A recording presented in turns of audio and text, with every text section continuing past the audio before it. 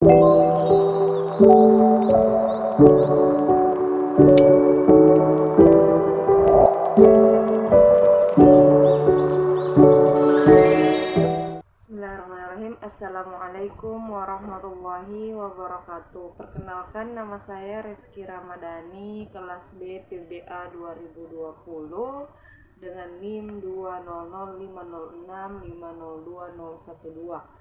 Sehubungan dibuatnya video ini untuk memenuhi tugas atau ujian tengah semester yang mana diberikan kepada saya, di mana ujian tersebut menganalisis sebuah video dan mencari muskilah dari media pembelajaran online.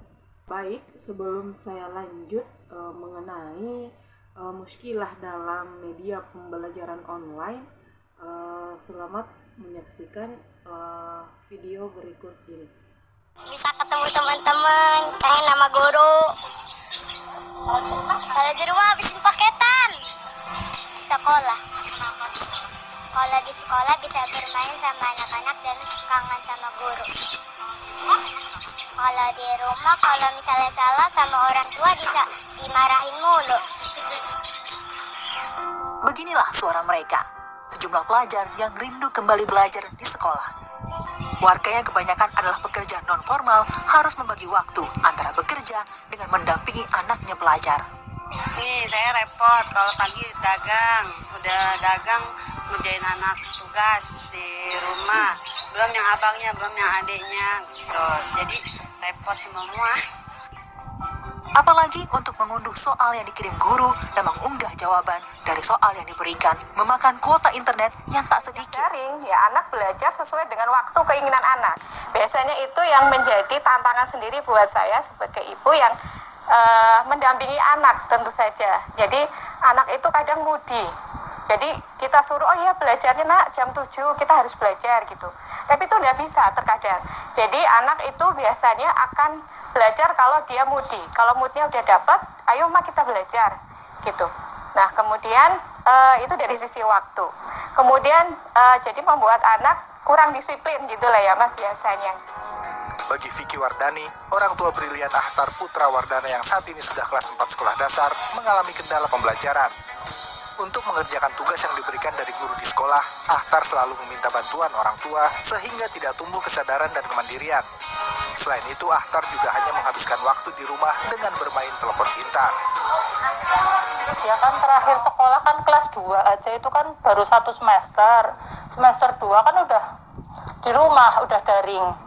Jadi dia sekarang udah kelas 4 tapi pemikirannya kayak belum kelas 4 gitu loh mas.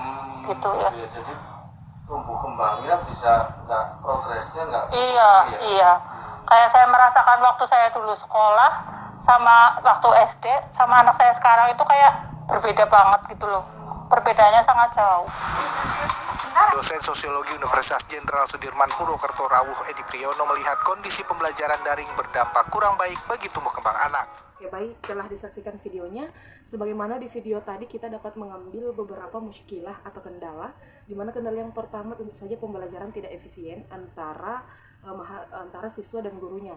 Bagaimana kita bisa melihat tentu saja sangat jauh berbeda jika pembelajaran online dan offline itu sangat jauh berbeda karena interaksi pada guru dan siswa tidak terjadi secara langsung.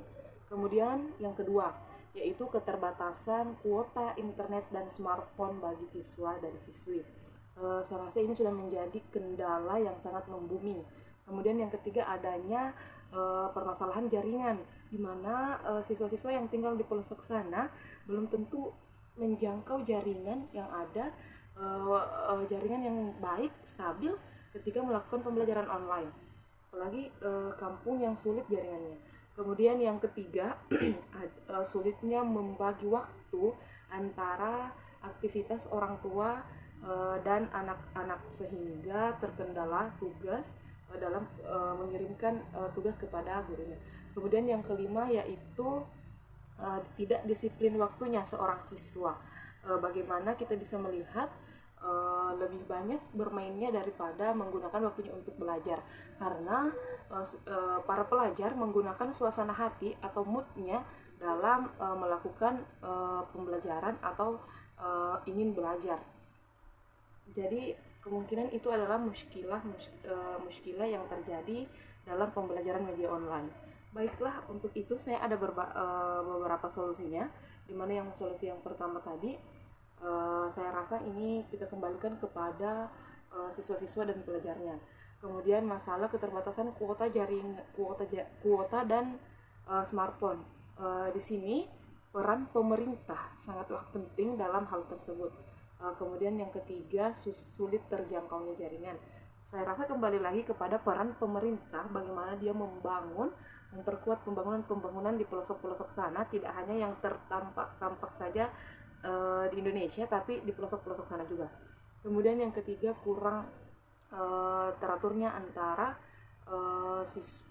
anak dan waktu orang tua. Ini dikembalikan lagi kepada peran orang tua sebagai orang tua. Kemudian yang kelima tadi, tidak disiplin waktunya seorang siswa atau dari suasana hatinya dia ingin belajar saja. Pada saat ingin belajar baru ingin belajar. Jadi solusinya di sini adalah peran orang tua lagi.